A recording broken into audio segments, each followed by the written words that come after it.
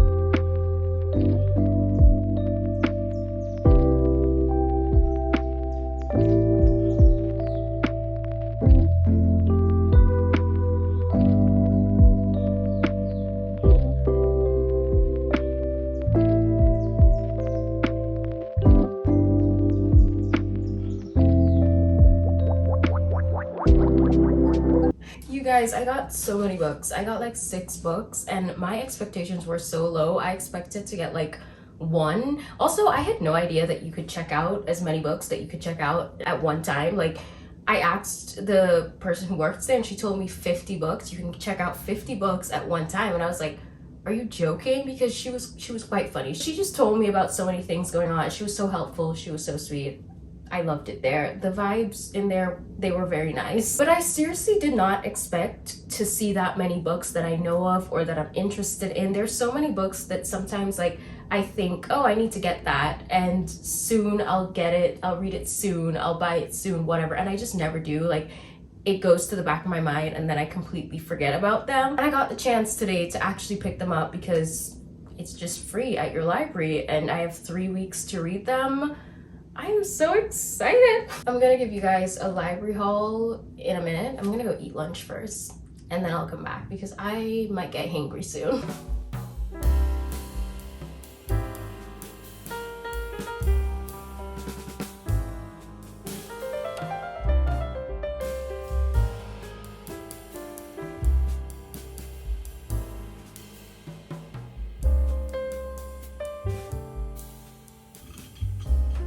I just made my matcha in a completely different way because I feel like I usually just make my matcha with pistachio milk and a little bit of like a coconut creamer from Trader Joe's, and that's really good. It always tastes amazing. It's one type of drink like every day, and it's such a like unique taste because of the pistachio, and I was just getting kind of tired of it. It's really good, but I'm just kind of tired of it. And I also kind of feel like anytime I put different syrups in matcha, like if I put vanilla syrup or like there was a white chocolate matcha that tastes really good, literally anything. I don't think caramel tastes good in matcha. That to me just doesn't blend well. But anytime I put any kind of syrup in it, it usually just ends up tasting like dessert to me. It ends up tasting more like a milkshake type of thing. I don't know. I'm really weird about that. So I don't exactly like other syrups in matcha, but at the same time, I'm like tired of my one way of making matcha. So I tried something new. My sister always has this like passion fruit syrup because she used to make these really good boba tea things. They were amazing.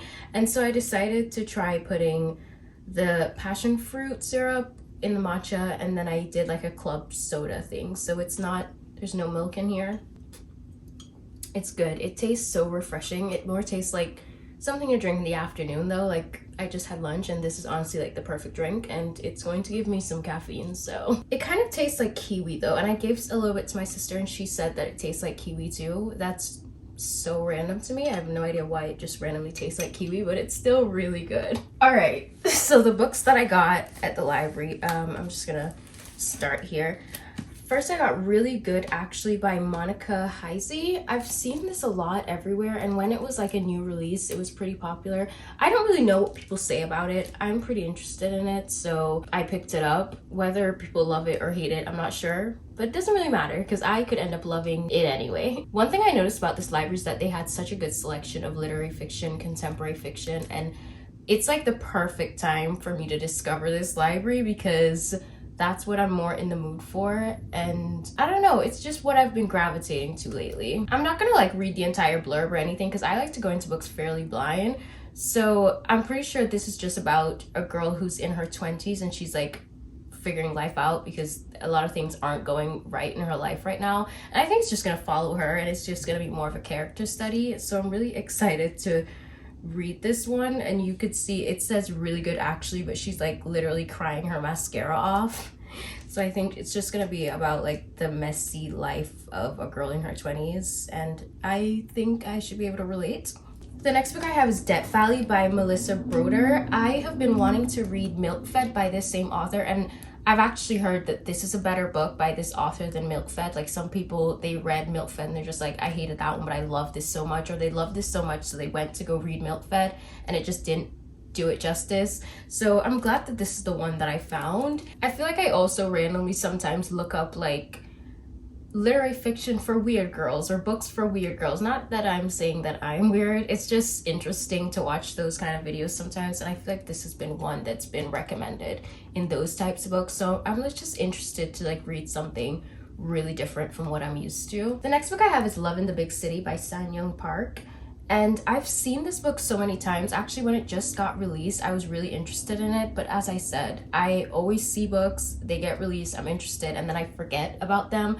And I just go on to reading like 500 other things and I never get back to it. But when I saw this, I thought this was like the perfect opportunity to pick it up. I'm pretty sure this is also just a book like following a younger person, like going through life and getting through stuff. And that is just my favorite type of literary fiction to read because it's always just so relatable. Usually that's like what I go for when I'm reading contemporary fiction. I just want to relate to our main character. This is Post Traumatic by Chantel V. Johnson, and this is about a Black Latina woman who lives in New York City, and she's a lawyer who advocates for people who are mentally ill. And I'm pretty sure that this book just spends time following like all of her own personal struggles. It says something about like her own memories and the after effects of her bad childhood, and then compounded by the everyday stresses of being a Black Latina woman in America. So I think this is gonna be a really good one to read. Yellowface by R.F. Kuang. This was, I think, the best book of 2023 or something, or it was literally like on every list. Actually, what does this say? Brooklyn Public Library Book Prize. Like, I just knew there was gonna be something on here that says it's just gotten so much like recognition for being one of the best books of last year, and I have been patiently waiting to get this to read it. And perfect opportunity once again. I also had the audiobook on Spotify, but I didn't know if I wanted to listen to it or actually read it, and now I have the option to do both, or I can listen along while I'm reading it. I'm pretty sure it's about an author who steals someone else's story, and the person whose story that she stole, I'm pretty sure that person is dead, something like that. I'm not 100% sure, but I think that's the basis of the story. And regardless of what the story is even about, I'm so interested in this because it was literally on every list of being like the best book of 2023. So I hope I love it too. The last book I have is We Were the Universe by Kimberly King Parsons. And I haven't really heard much of this. I just went over like immediately when I walked into the library, the first thing that I did was go over to the part that was like new fiction. It was like the new releases, and I kind of just went through there just to see what they had, and this one just called out to me. It looked really interesting to me. It's basically about this woman who lost her sister recently, and she's kind of struggling with that, and she's kind of in denial about it.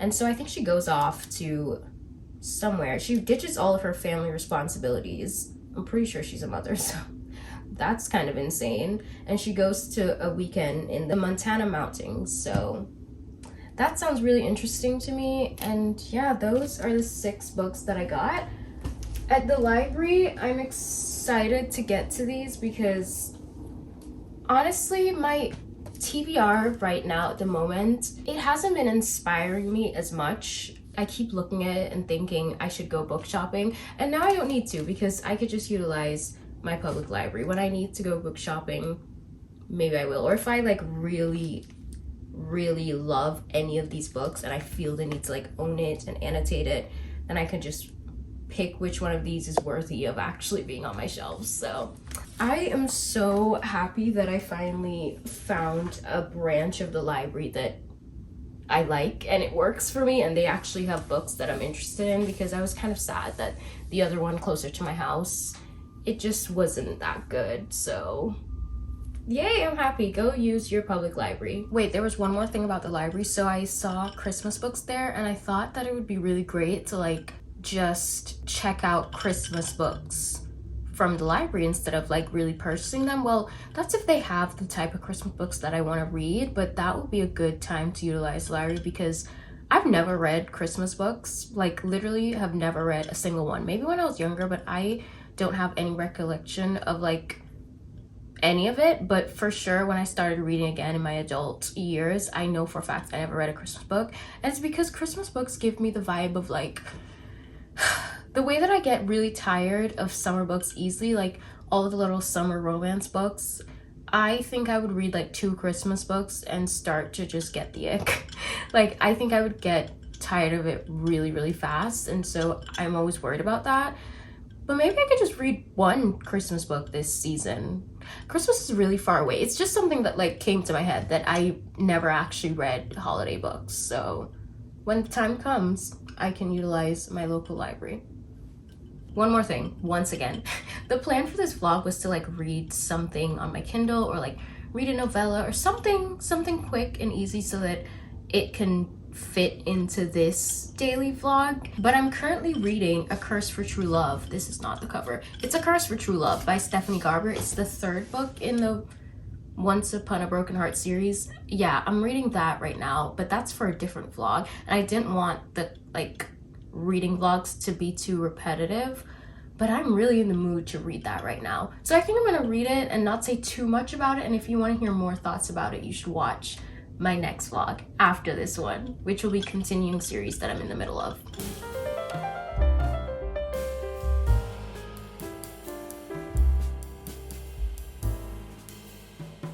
My shelf is becoming one of those like more lived in, messy type shelves, no organization, and that's not by choice.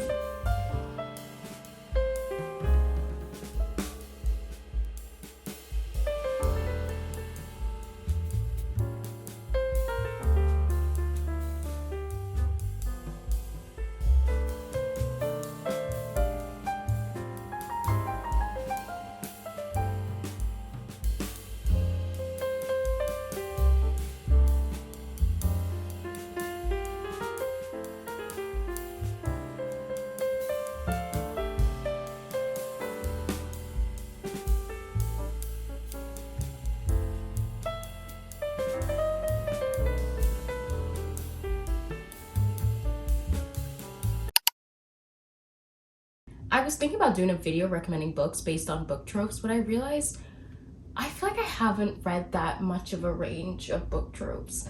Like, they all just keep repeating themselves. Like, I've read a lot of enemies to lovers, I've read a lot of like second chance romance, friends to lovers, and single dad tropes. Other than those four, like, I can't even think of any, but I've realized that I am so obsessed with the single dad trope lately, and I keep wondering, like, why? I keep asking myself, what is this obsession?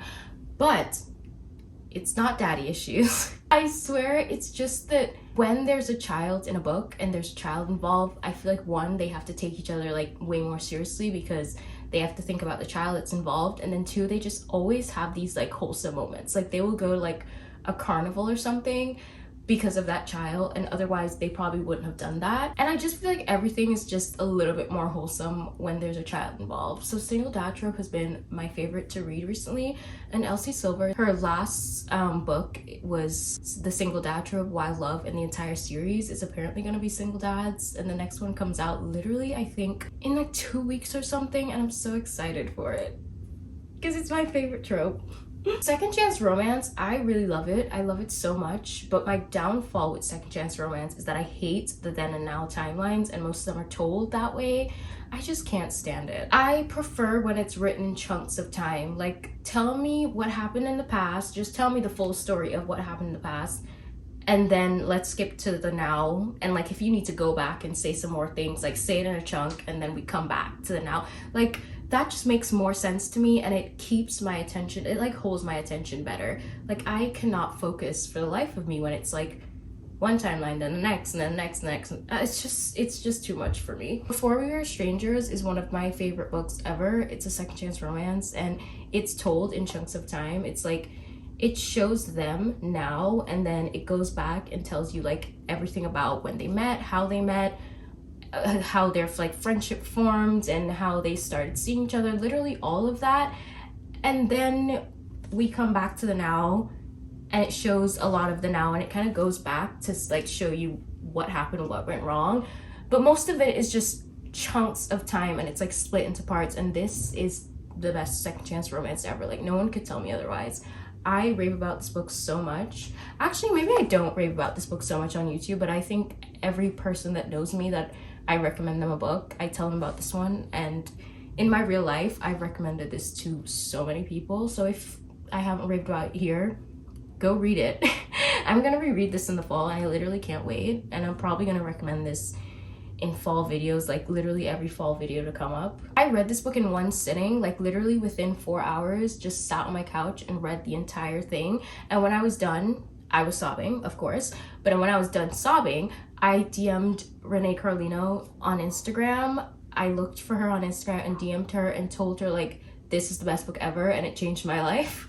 And I literally just, it I wish I could find those DMs. It was on my old Instagram profile that I don't have anymore. Like that one, I got locked out of it. But literally paragraphs and paragraphs telling her how much I love this book. And she was so sweet about it. She replied. I didn't really expect her to. I kind of just wanted to rant in her DMs about how amazing this book was. So if you haven't read it yet, please go read it, and I'll keep reminding you to read it throughout the fall. I will keep reminding you, go read it. I saw on Goodreads though that she has a 2024 release. I think Shaughnessy was reading it. I'm sorry if I'm lying on you right now, girl, but I think I saw Shaughnessy reading it on Goodreads.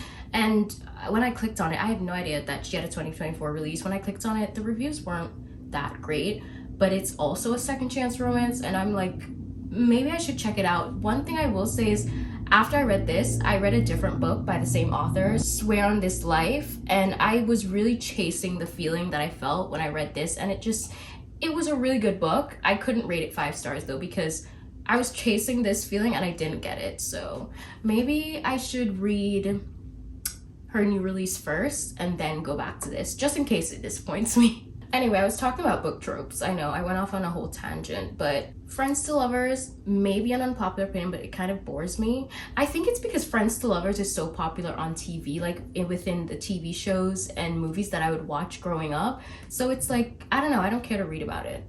I don't know why. It's too, I love it in real life. Like that's the only thing I want to hear about in real life. But in a book, I don't really care to read about it. It's just too normal. Enemies to lovers, even though it's kind of overdone, it's like, it's very interesting. Fake dating is always, it's always insane to me, because like you look at the reason they're fake dating and you're like, literally why? Like, what are you doing this for? What is all of this for? What's the reason? It all just feels a little bit silly. Always. I don't think there's ever been like a real good solid reason for people to fake date. I don't think I've ever actually read a fake dating book where I'm like, you know what, if I were in this situation, I too would fake date someone. Never. Literally never. Please tell me down below what your favorite romance trope is. I feel like I want to branch out and read more romance tropes. Oh my god, you know which one I hate? The amnesia trope. It was in a book that I read recently and I can't even remember. That's actually funny. I can't remember what book the amnesia trope was in, but maybe it's a good thing that I can't remember, because I think it was a spoiler. I think, because I remember in my wrap up, like I didn't want to talk about it. I don't know, but I read it recently in a book and it pissed me off so bad. So that's like a new one that I randomly hate. Don't love the amnesia trope. So as I was saying, tell me your favorite book tropes for romance books. I mean, for any kind of book really, but I feel like tropes are mainly for romance books. So tell me your favorite one. I think I said this earlier, but I'm currently filming a reading vlog where I'm continuing series that I'm in the middle of, and I could have very well chose Magnolia Parks Into the Dark for that video, and I just didn't. I don't know why I'm avoiding this book like the plague. I mean, I think it's gonna be sad, but then also I hate BJ. BJ's a character in this book. I hate him so much, and I fear he's gonna win in this book. Like, that's not a spoiler because I never read this. I literally don't know. I don't know what's gonna happen, but I'm afraid he's gonna win, and I do not want to see him win. I literally want to see him suffer. I've never hated a character in a book so much, but still love the book series so much. Like, I guess it's anything that can evoke that much emotion is like, I just love it. I don't know, but I do really like Magnolia and Daisy and Christian. I basically like everyone else. And I absolutely love Julian, so, but we already know that. I like everyone else. Even if I don't love them, like I at least like them a little bit, but BJ? I passionately hate BJ. And since I think he's gonna win in this, I don't want to read it. I just don't want to, I don't want to know. I'm actually really curious about what goes down in that book, and I feel like this next Daisy book is gonna come out soon, so I should really like get to it. I've also just been like craving being in the world of like a long series. Like the 3 long series that I think about, and I think a lot of people think about, is the Magnolia Parks series, Boys of Tommen, and the Addicted Calloway series. And I still have the epilogue novel for the Addicted Calloway. I originally wasn't gonna read it, but I've kind of been missing it. Like, I just miss being in a world with like the found family and everything. That's another thing about Magnolia Parks. I feel like I can't even call that found family. They're all terrible to each other and they all hate each other, or they're all just backstabbing. I don't even know. I don't know if I could call that found family. And if it is, it's just not very good. Like, it's not something that I'm very attached to the way that I could be attached to the found family. And like Boys of Tommen, now that is the best found family ever. The way that they protect each other needs to be studied. It's so good. I just realized I have one left of all of those series. The last book in the Addicted Calloway, and then that's done for good. Like, there won't even be another release. And then for Boys of Tommen, like, that's the last book for now. I'm gonna have to wait and continue waiting, and I don't want to wait. And then for Magnolia Parks too, like, this is the last one for now. Well, actually, this is the last one for Magnolia and BJ, and then it's gonna continue on for like Daisy and Christian, and we're gonna get Julian point of views. I hope so. I wonder what's gonna happen to Julian. Actually, maybe if I read this book, I could probably find out. If you guys have read all three of those like really long series, please tell me like how you rank them. Which one's your favorite? I feel like a lot of people love Boys of Tommen the most, and I get that. I feel like they're the most likable, they're the most relatable, and they just go through so much. You just have to feel for them. And then Magnolia Parks, they're not relatable, they're annoying, they're awful people, but it's just such good entertainment. I love Magnolia, I love Julian, and everyone else is just like there. I probably love that series the most, and I love the way that it's written the most. I think Magnolia Parks is the best written one, but Boys of Tommen, those are my favorite characters. That's my favorite like found family. And then Addicted Calloway, I feel like it's somewhere in the middle. I love Connor, Rose, and Reich, and I don't really care for Daisy, Lily, and Lauren. Somewhere in the middle. And also, I feel like even though they are also as rich as like Magnolia Parks and it's like not relatable, somehow they still feel more relatable than Magnolia, and they still feel like, I don't know, but their found family is also way better because they actually like each other and they actually look out for each other a lot. So it's somewhere in the middle for Addicted Calloway, but Magnolia Parks is still, I would say Magnolia is my favorite, then Boys of Tommen, then Addicted Calloway. Which one's your favorite? How do you rank those if you've read all of them? Anyway, I honestly just wanted to yap for a while because I just felt like it. So I am gonna go continue reading now. I'm at this point in the book. I'm reading A Curse for True Love. It's like over there.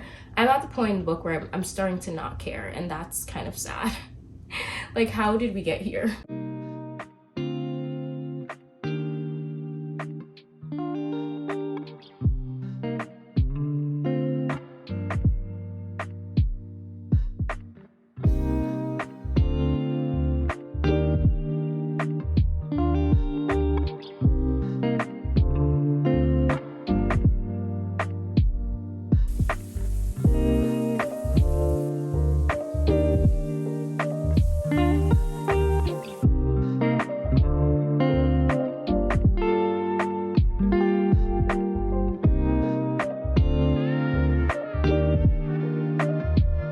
So I finished A Curse for True Love, and all of my thoughts will be in my next reading vlog, but I'm feeling a little bit underwhelmed. I'm not gonna lie, which is kind of sad. But overall, the series is still pretty good, and I would probably still recommend this. I think I would more so just recommend reading it like back to back and don't take time off like I did. Anyway, I hope you guys enjoyed this cozy bookish vlog, and thank you for spending the day with me. If you got to this point of the video, comment any book emoji and give it a thumbs up if you enjoyed this video, and subscribe for more, and I'll see you soon. Bye!